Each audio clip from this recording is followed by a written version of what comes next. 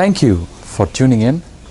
There is a possibility of a doubt when science and faith tries to exist in one mind. And so we're going to tackle this issue today. And my question to you is, does science debunk faith? People say that science can explain everything. There are different types of sciences: physics, chemistry, biology, medicine, we have engineering, we have cosmology, a lot of different types of and varieties of sciences that helps us to understand what's happening around us, the world that we're living in, and the cosmos itself.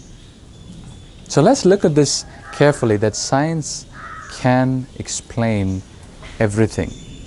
And can science debunk faith, or can both exist at the same time?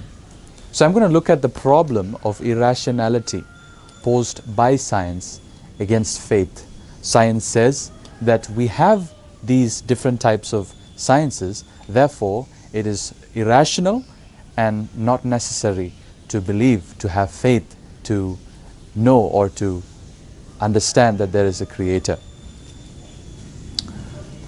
So physical law and personal agency is what I want to explain to you. There is a wonderful story, and it's called the Mr. Ford story, and you're going to get some points out of this, so listen carefully. There was a man who was walking down the road and he saw a Ford car, a brand new one, beautifully made. He steps into the car and he is starting to drive the car. But understand that this man has no idea of what is happening underneath the hood of the car. He doesn't know the principles. He doesn't know how the engine works. He doesn't know when he presses the gas pedal how the tires roll and all of that. He has purely no knowledge of how the car functions. And so he gets in the car and starts driving, and for him, you can say that it is okay for him to believe that a Mr. Ford is in that car making it move, because he doesn't know about it. But let's suppose he's majoring in engineering. He goes to a college, gets himself the best education, learns all the principles of a car, how it is made, how the brakes work and all of its functions, and then he goes back to the same car and he starts to drive the car. But this time he knows what's happening. He knows what happens when he presses the brakes, or what happens when he gives the clutch. He knows the mechanisms in the car. And is it possible for him to say that, well, since I know and I understand, or since I can create a car like this on my own, it is not necessary to believe in a Mr. Ford? But it is irrational to say that, because again, personal agency and physical law.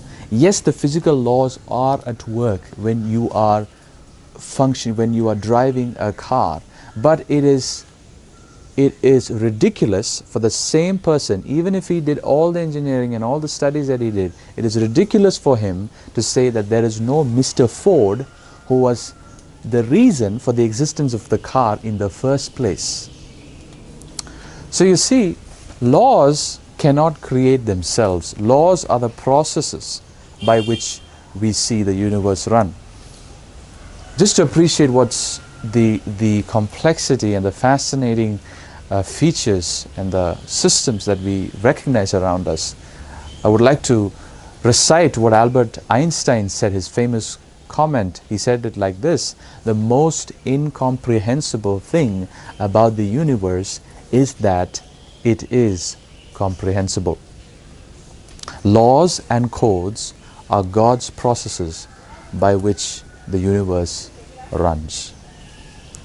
Is it possible to be a scientist? Is it possible to learn science and also have faith? Let me give you some examples. Scientists like Galileo, Newton, Clerk Maxwell, Pascal, and so on. They were all scientists who believed in a God. But they were scientists as well. Oxford philosopher of religion Richard Swinburne says it like this. He argues that belief in God provides the best explanation of a wide range of things that we observe in the world. You can check out his book. I'll give you the name of his book. It's called The Existence of God by Richard Swinburne.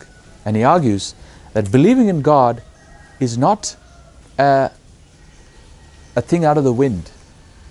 It is not something that we just do it. It provides a best explanation of a range of things that we observe in the world. John Lennox, professor of mathematics in Oxford University, he says like this in one of a book called Beyond Opinion. He says, science studies the universe, but science did not put it there. As long as there are math exams, there will be all kinds of prayers. No God or otherwise. Because when you enter that exam hall, when you get a difficult paper, you just suppose that there's some miracle or something would happen out of the blue. Even if you don't believe in God, you just pray. My ending note would be, science and faith can exist together. It is possible to be a scientist and to believe in a God. And it is possible. It is not at all rational. On the basis of what I've spoke about personal agency and physical law, it is not irrational to believe in a creator and do science as well. In fact, both go well together. Both explain each other well.